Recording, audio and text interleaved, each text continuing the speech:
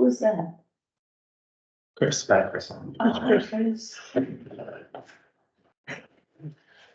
Glasses up. I know. You're not for this and then what, you know, like we cannot see him. You guys are in a new place, a new old place. A beautiful paint job.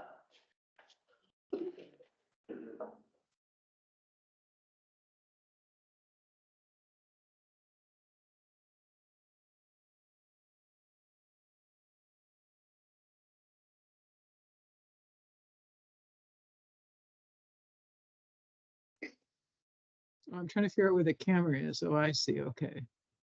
Now I get it. Okay. 1, 2, 3, 4. Okay, great. I'm just missing Ravana. Who's missing? She should be here. I talked to her. Yeah, we'll just give her a couple minutes and we'll get going, because it's not gonna be a long meeting. No, it's not. So you sort out your car, you still load up the car? No, I have one now. Good. Yeah, I put it in, it's an old car, so I put it in to an old mechanic. It's kind of slow, so he's not finished, he let me drive it so he can get all the parts.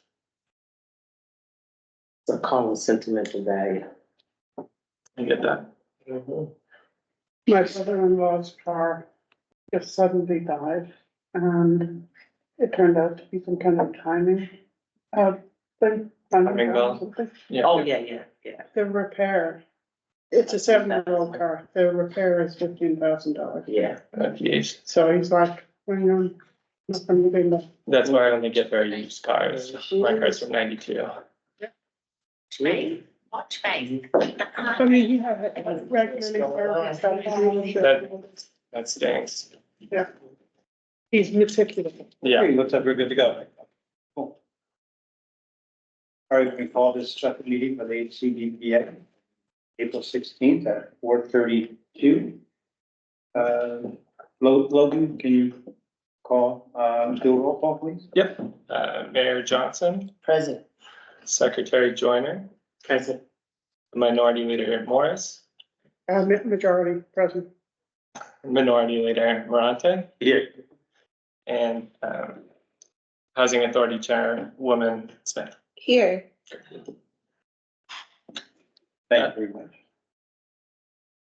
So the first couple things I wanted to go over, basically, we are trying to adopt some policies to bring us more in line with the ABO compliance. And this is not approving the final ABO report, which will be done at the end of the month. This is just implementing these two policies, so it's more robust and better. So the first one that we can kind of take a look at is the whistleblower policy. I'd like to thank Chris, helped me out and wrote up the sort of policies. And these are all on the website, right? Yeah. Go there.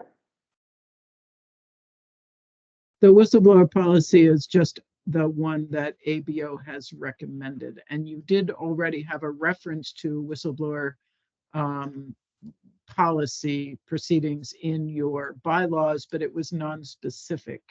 So this provides a specific procedure to follow.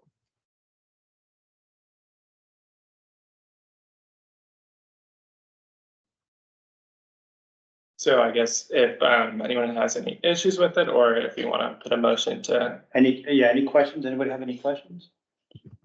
Can I get a motion to accept the whistleblower? I'll make that motion. Second. On favor? Aye. Motion passed. great. And then the other one is sort of miscellaneous policies, some of which were alluded to in our bylaws already. But I think if we have this posted on the website, it's sort of more robust and brings us more firmly in compliance with the ABO annual report, which we've been looking at for the past 2 months. So these include, and they're posted up here. So what are we looking at now? The one that is, yeah, the miscellaneous, I am on the website. the time travel and reimbursement policy. I don't see it. Oh, there it is. Okay, got it. Thank you. So these are actually, as you indicated, miscellaneous, but they're actually separate policies that you can, adopt if you so choose. These are just samples. They're very basic. And if you would like to consider adopting these to have a policy in place, then perhaps if governance would like to, review these and do something more robust as time goes on, you could certainly do that. For time and attendance, frankly, you don't have employees right now, so I think it hasn't been something that the board has given attention to in the past, but at least this is a basic procedure for extension of credit. This is really just to reflect what is already in the statute. So agency is not allowed to provide advances, loans, or extend credit to any officer, board member, or employee. That's a statutory provision, so you'd be required to adhere to that in any event. And compensation, again, the bylaws already provide that the board members receive no compensation for their services.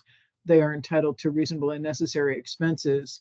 And what we have added is a placeholder that is based on, again, you don't have an executive director at this point, so you don't have an employee that this would apply to at this point in time. But if you did,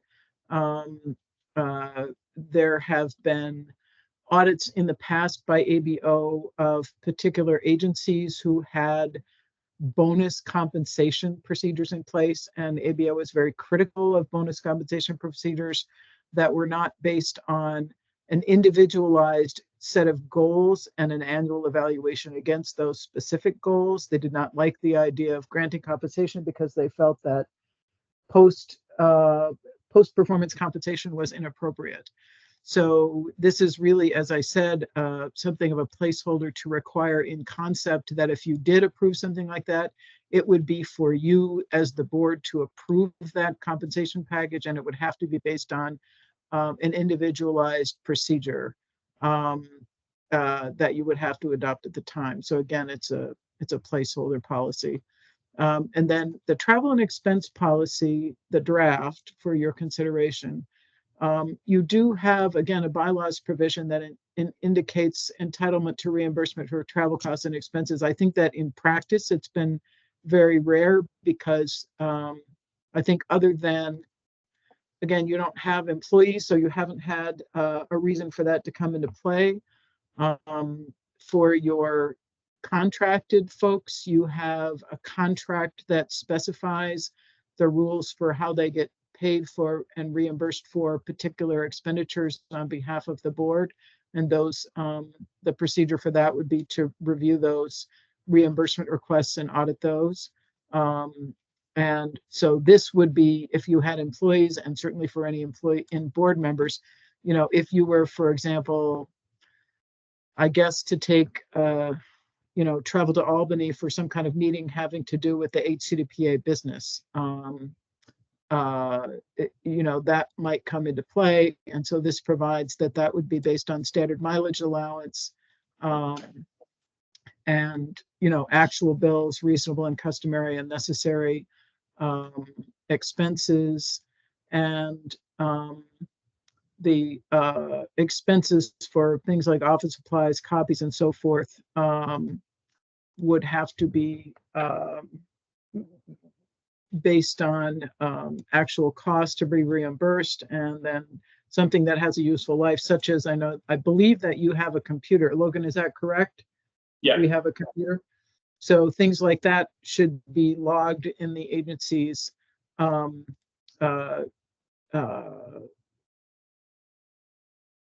system and identified as a fixed asset, so that you have a list of all of those items that are owned by the agency, and that you're aware, the board is aware of what assets you have. And then again, detailed documentation of expenditures should be submitted promptly. And if the treasurer wants specific forms for reimbursements, the treasurer can, provide a form to folks to use for that purpose. And if in general, the reimbursement request should be approved by the board chair and subject to budgetary authorization. And so the chair's requests then in turn have to be approved by the board. So that's the draft policy for your review. At least it's a set of, procedures for you to start with. Thank you, Chris. So Chris, I have a question on the expense, travel and Mhm. expense. So currently, Logan is a contracted person, correct? Yes, And Right. you have something written about the process for reimbursement, what can be reimbursed, what cannot be reimbursed, or not? I think Yes, that in makes, the contract. In the contract, there is something that dictates that. And Margaret, you should have a copy of that contract. Logan, would you get her that, please? I believe, I'm trying to remember what was actually in the contract, but the only reason I'm asking that is,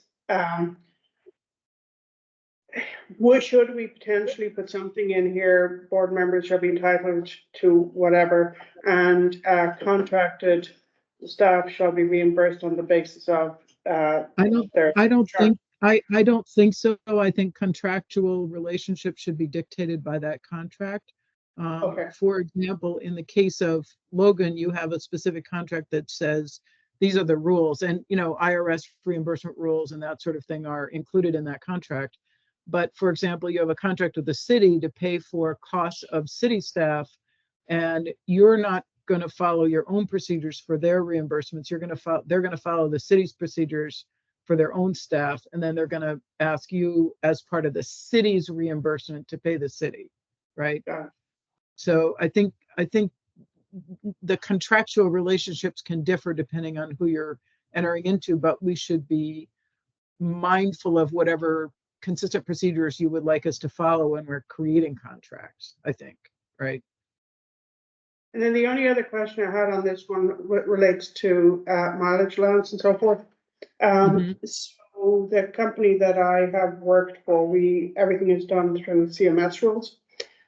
So there are per diems, and in terms of mileage, we are only reimbursed for mileage if it exceeds what would be considered a reasonable commute. So what occurs, is there anything language like that in the IRS rules for mileage? The IRS, this is really only referring to the current, the standard mileage allowance, as in the dollar amount. The dollar amount?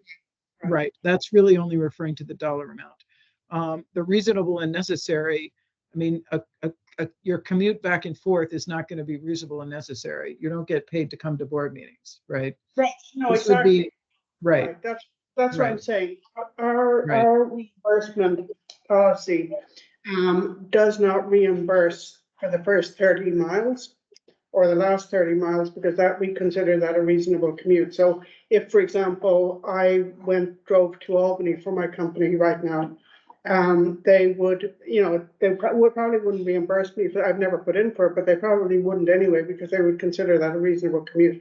So there's a kind of a threshold that you have to exceed before you can put in for travel reimbursement. So I don't know if that's something we want to consider. My job isn't like that. How My did you- job, whatever the state amount is, I think it's like 31 cents Right. a mile, but it doesn't matter if I go to 7th Street Park. Whatever you wherever do, I it could pay do, from. Okay. Yeah, And when I worked, my job it was Was the similar to that, yeah. So, but these are, my question is, these are just suggestions. There's something that the governance board, I think, has to, Yeah, we kind can of tweak. it. finalize, right? Okay, so well, these are for your consideration. The idea is to establish policies so that you're not, if somebody is looking for a reimbursement, you're all being treated the same, basically, right? And again, when you don't have employees, it's only going to apply to board members. And I don't think we've had a board member apply for reimbursement. It's not that it couldn't happen, but I think if the board is expecting that to happen, there should be I would recommend that there be some consultation with the board about a budget for that. If you think you're going to be doing that, if you think you're going to be going to meetings, or if there's a reason for you to need to do that, so that you can keep a handle on your budget, because you have a fairly limited budget available to you for these kinds of things, right? Or a statement that says, that clearly states that there's no compensation. But I think we're getting too far into it. I think if Right. this I agree happens with and you. occurs and someone says, hey, I need to be reimbursed for 50 miles, like, Right. that's when I think we should reevaluate this again. But I love We the don't have. contract that Logan has. Right. I love the process that we currently have, but I think we're just digging into it deeper than we should have to. Yeah. I don't think we're gonna be doing much, No. Morgan. Me and you will walk to Seventh Right, Street. right, We have right. to as Yeah. friends, Right, right. not wanting to dime. We Right. can just, so, yeah. You- Yeah, we don't have the employees, so. Mhm. And again, I don't see a need, the way we operate the board, it's not like we do stuff outside of the city anyway. Yeah, That's true. agreed. So, Right, I think this is more a question of ABO says, do you have a travel and reimbursement policy? How dare you not have a travel and reimbursement policy, right? So that's what this is trying to address. I think we should adopt it, knowing that this, right now, we don't need this, but I think particularly having language that says that the rate will be the IRS rate. You have to establish whatever it's going to be. So I think having this so that you can say yes to policy and procedure questions is important. Oh, yeah, I absolutely don't feel like it's not important at all, but I know that, being on this board for 3 years now, we never Right. had an issue or that occurs. So that's all I was saying. Not saying I don't think it's important. well, the ABO says it's for you, so that's, happy to have it too, so. So Chris, if I just make a motion that we, make a motion to accept the items underneath the miscellaneous, would that be sufficient, or do I have to individual go down the line? Why don't we do, I think it's appropriate to do one motion, but maybe you could do including the time and attendance policy, the policy prohibiting extension of credit, the policy regarding compensation, and the travel and expense policy. Just include that list in your motion so that it's clear. Does that make sense? It does, absolutely. Anybody got that written down? They can say it. So Do you want me to read out the? Absolutely. I'll make the motion and I'll say, including, and then when I do that, that's your sign. That's all, yeah. Okay, can I get a motion to accept the following according to the miscellaneous, including, Okay, time and attendance policy, policy prohibiting extension of credit to board and staff members, policy regarding compensation, and policy regarding travel and expense reimbursement. I'll second. first, Oh, I'll make that motion. And I'll check. all in favor? Aye. Anyone opposed? Motion passed. Thank you. New business? We got the insurance. Yep, the insurance invoice for all of the properties is due the 19th.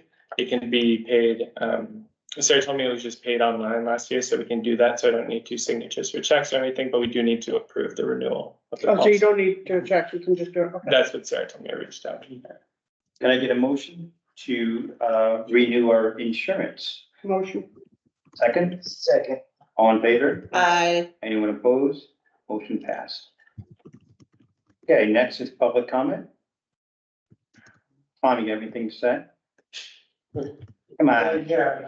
Sure. Stop me, that's a long list. We don't have that much time. If there's no more public, There are some people on the. any, okay, thank you.